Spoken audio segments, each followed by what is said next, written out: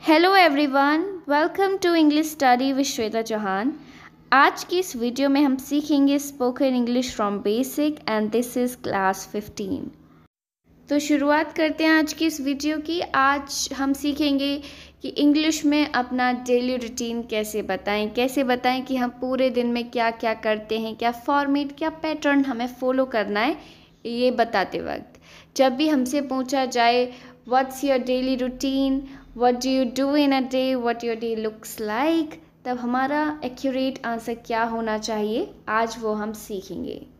Okay, तो शुरुआत करते हैं हमारे पहले सेंटेंस से। तो सबसे पहले तो आपको यही बताना होगा, शुरुआत करनी होगी कि आप कब उठते हो, राइट। तो उसके लिए आप यूज़ कर सकते हैं आई वेक अप। ध्यान रखिए, जब भी हम अपना डेली रूटीन बताते हैं, अपने दिनचर्या के बारे में बताते हैं, तब हम सिर्फ और सिर्फ सिंपल प्रेजेंट टेंस का ही यूज़ करते हैं। ओके, प्रेजेंट इंडेफिनिट का, जिसका फॉर्मेट क्या है, subject plus verb plus S या ई एस। अगर सब्जेक्ट सिंगुलर है तो एस या ई एस। अदरवाइज अपना डेली रूटीन बताते वक्त हमें सिर्फ वर्ब की फर्स्ट फॉर्म का ही यूज़ करना है। ओके, और उसके बाद rest of the sentence. Okay, क्योंकि सब्जेक्ट अपने डेली रूटीन में आई होता है, हम ही होते हैं, तो उस वक्त हमें वर्ब की फर्स्ट फॉर्म का यूज़ करना होता है। तो ये होगा हमारे डेली रूटीन बताने का format, sentence format. I hope इससे आपको बहुत हेल्प मिलने वाली है। इसी से ही आपको हर एक सेंटेंस बनाना है, फॉर्मेशन उसकी इसी फॉर्मेट से करनी है। ओके, तो आप बोलना चाहेंगे कि मैं उठता हूँ। जैसे मैं सुबह 6 बजे उठता हूँ, करीब 6 बजे उठता हूँ, तो इसकी इंग्लिश होगी I wake up at about 6 AM in the morning.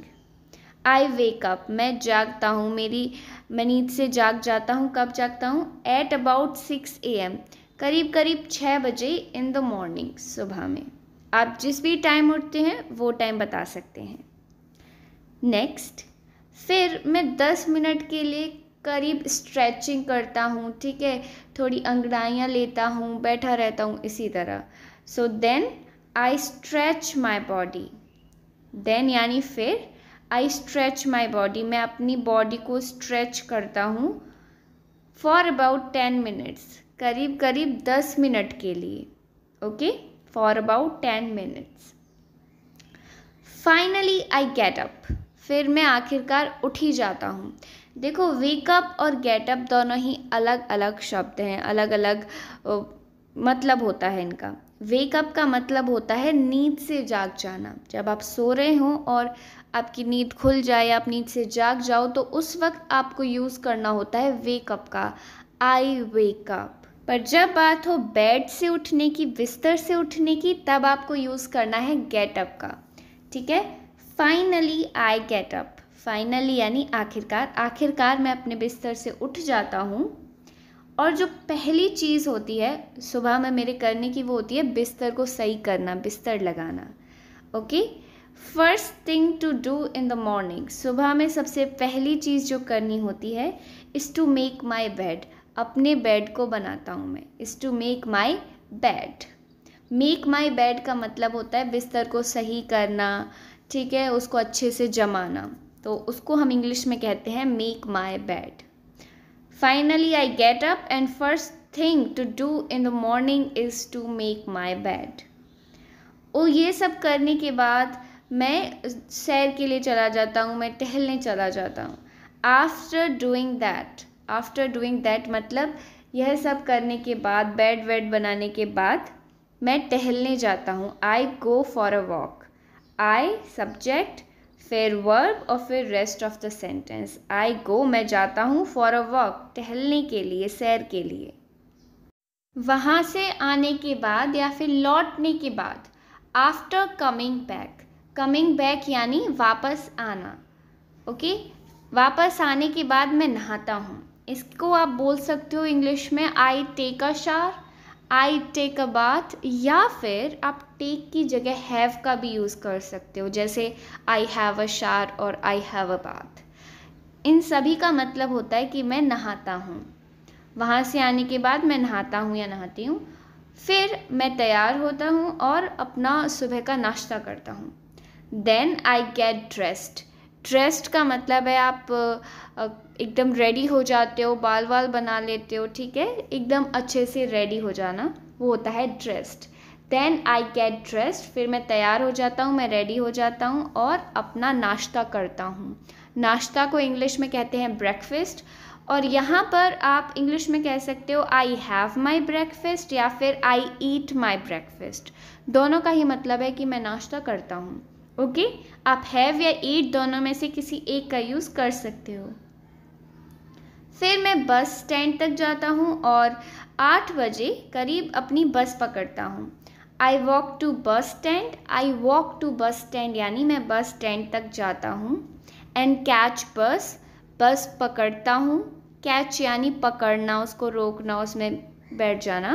Catch बस एट 8 o'clock, 8 बजे मैं बस पकड़ता हूँ। फिर मैं किराया देता हूँ और अपनी सीट ले लेता हूँ। आई पे माई फेयर, फेयर यानी किराया। आई पे यानी भुगतान करना, ठीक है, अदा करना। आई पे माई फेयर, मैं अपना किराया देता हूँ। And take a seat, take यानी ले लेना। आई टेक अ सीट, मैं एक सीट ले लेता हूँ। तो यहाँ पर जो मैंने डेली रूटीन बताया वो एज अ टीचर बताया है मैंने। जो भी आप काम करते हो उस हिसाब से आप थोड़े थोड़े चेंजेस बना सकते हो। जैसे आफ्टर रीचिंग स्कूल, स्कूल पहुँचने के बाद। रीच यानी पहुँचना। अगर आप ऑफिस जाते हो तो आप बोल सकते हो after reaching office, after reaching college. जहाँ पर भी आपका डेस्टिनेशन होता है, जहाँ भी आपको पहुँचना होता है, उसका नाम लिख सकते हैं। आफ्टर रीचिंग स्कूल मैं अपनी चाबियाँ लेता हूँ और कुछ पढ़ाने का सामान लेता हूँ। आई grab my keys and teaching staff. Grab यानी लेना, उनको पकड़ लेना। आई ग्रैब माई कीज़, मैं अपनी चाबियाँ लेता हूँ। एंड टीचिंग स्टाफ, और जो पढ़ाने का जितना भी सामान है वो लेता हूँ। स्टफ़ यानी सामान। मेरी जो पहली क्लास है वो 9:30 बजे की होती है या शुरू होती है।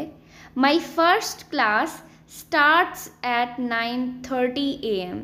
स्टार्ट यानी शुरू होती है। माई फर्स्ट क्लास, मेरी पहली क्लास, स्टार्ट्स एट 9:30 AM, 9:30 बजे शुरू होती है। फिर मैं अपना दोपहर का भोजन करती हूँ 11 बजे के आसपास। अब यहाँ पर भी आप हैव या ईट दोनों का ही किसी का भी यूज़ कर सकते हो। जैसे आई हैव माई लंच या फिर आई ईट माई लंच। बेहतर होगा अगर आप हैव का यूज़ करें तो। I have my lunch at 11 o'clock, 11 बजे मैं अपना दोपहर का भोजन करती हूँ। स्कूल के बाद फिर मैं घर 3 बजे पहुँचती हूँ। आफ्टर स्कूल यानी स्कूल के बाद, ठीक है। आई रीच होम, मैं घर पहुंचती हूँ। रीच यानी पहुंचना, मैं घर पहुंचती हूँ। बाई 3 PM, 3 बजे तक। तो 3 बजे तक मैं घर पहुंच जाती हूँ। I reach home by 3 PM। ज़्यादातर शाम का जो समय है वो टीवी देखने में मैं बिताती हूँ। आप जो भी करते हो आप वो लिखिए। I usually spend my evening time watching TV. Usually यानी आमतौर पर। आमतौर पर मैं अपना शाम का वक्त टीवी देखते समय गुजारती हूँ। I usually spend my evening time watching TV. Evening time यानी शाम का जो वक्त होता है, शाम का जो समय होता है। फिर मैं अपने बचे कुछ काम करती हूँ और कुछ मैगजीन्स पढ़ती हूँ। Then I finish my pending work. Finish यानी ख़त्म करना और पूरा करना। पेंडिंग यानी जो बचे कुछ काम हैं। Then I finish my pending work and read some magazines. फिर कुछ मैगजीन्स पढ़ती हूँ। At around 6 PM I pray, और 6 बजे के आसपास मैं प्रार्थना करती हूँ, मैं पूजा करती हूँ, ठीक है। At around 6 PM I pray. 9 बजे के आसपास मैं अपना रात का भोजन करती हूँ और फिर सोने जाती हूँ। अराउंड 9 o'clock, ठीक है, 9 बजे के आसपास, 9 बजे के करीब करीब। आई हैव माई डिनर। आप डिनर को सपर भी बोल सकते हैं। सपर का मतलब होता है दिन का आखिरी खाना, ठीक है, तो उसको हम बोलते हैं सपर। आई हैव माई डिनर या फिर आई हैव माई सपर। अगेन आप यहाँ पर हैव की जगह ईट का भी यूज़ कर सकते हो। And then I go to bed, और फिर मैं सोने चली जाती हूँ। Then I go to bed. उसके बाद जब मैं अपने बेड पर पहुँच जाती हूँ, मैं आधे घंटे के लिए कुछ एक नोवेल पढ़ती हूँ। Then I read a novel for half an hour. For half an hour यानी करीब आधे घंटे के लिए आई रीड अ नोवेल। आखिरकार फिर मैं अपना अलार्म सेट करती हूँ अगले दिन के लिए और सो जाती हूँ। At last I set my alarm for next day and dose of. Dose of यानी सो जाना, फाइनली सो जाना। At last I set my alarm for next day and dose of. So that is it for today's guys. I hope कि आपको अपना daily routine बताने का जो concept है वो अच्छे से समझ में आ गया होगा। आप अपना बनाइए, उसको लर्न कीजिए, उसे समझिए और आप भी एकदम फ्लुएंटली अपना डेली रूटीन बताइए। Okay, I will meet you in my next video. Till then bye and keep learning.